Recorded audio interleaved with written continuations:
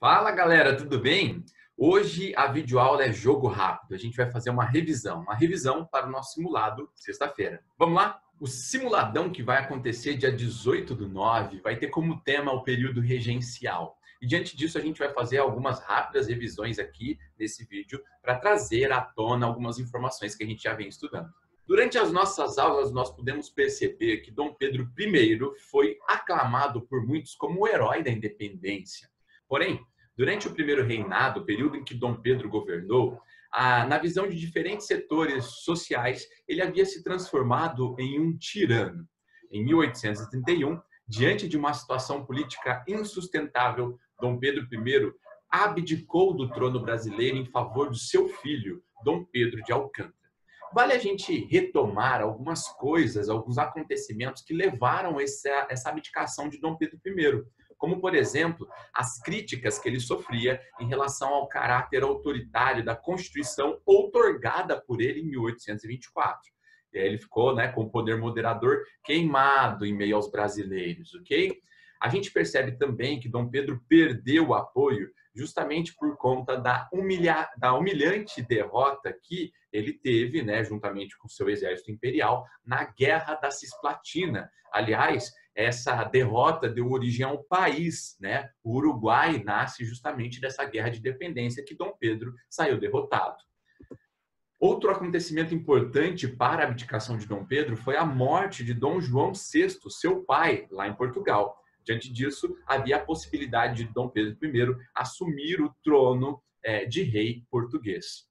O ápice desses problemas todos, o autoritarismo da Constituição, a humilhante derrota na guerra e a morte de Dom João VI, tudo isso levou à famosa Noite das Garrafadas, você se lembra? Quando opositores e apoiadores de Dom Pedro se enfrentaram na cidade do Rio de Janeiro por algumas noites. Diante dessa situação toda, Dom Pedro percebeu que ele não era bem-vindo dentro do Brasil e decidiu abdicar do trono em favor do seu filho. Mas como Pedrinho tinha apenas 5 anos de idade, ele não podia se tornar imperador, e o Brasil necessitava ser governado por regentes. E isso deu origem ao período estudado por nós, o período regencial. Ele se inicia em 1831 e se estende até o ano de 1840, em que o Brasil passa a ser governado por regentes. Esse período foi marcado por uma grave crise política e social, que levou à eclosão de rebeliões em diferentes regiões do Império. Vale a gente retomar também que havia uma divisão entre esses deputados que compuseram o período da regência. Havia um grupo de deputados chamados de restauradores ou caramurus, que estavam ali identificados com o Partido Português do primeiro reinado e que desejavam a centralização dos poderes da mão do monarca, mas do monarca Dom Pedro, que Dom Pedro retornasse ao país. Havia ainda o grupo dos liberais moderados ou chimangos, que queriam a diminuição da centralização do poder. Porém, desejavam ainda a manutenção da integridade nacional do território brasileiro, a manutenção da ordem social. Eles desejavam maior independência às províncias, mas não tanto, sem gerar nenhuma independência, nenhuma fragmentação do território. E o último dos partidos é dos liberais exaltados, chamados de farroupilhas. Esses sim desejavam transformações mais profundas no Império Brasileiro.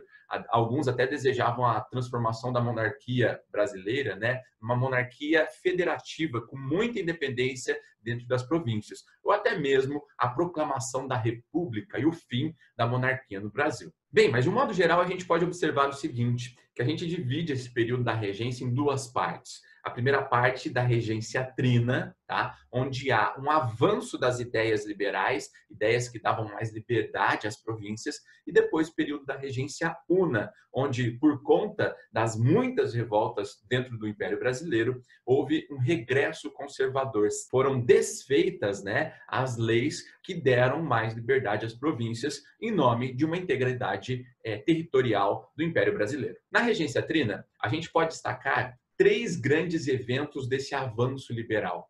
A formação da Guarda Nacional, lembra lá, para conter as revoltas contrárias à regência e formada sempre pela elite regional de civis. Segundo, o Código de Processo Criminal, que dava amplos poderes ao juiz de paz para investigar situações, prender pessoas.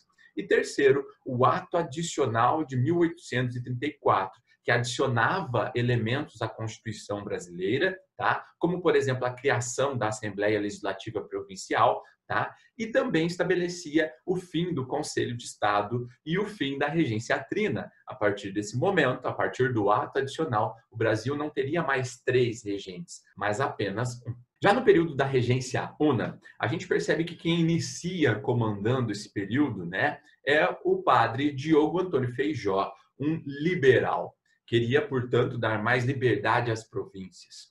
Entretanto, as revoltas foram tão numerosas e tão marcantes aqui no Brasil, em várias províncias, tanto no norte quanto no sul do país, que a possibilidade do Brasil se desintegrar em países menores era muito alta.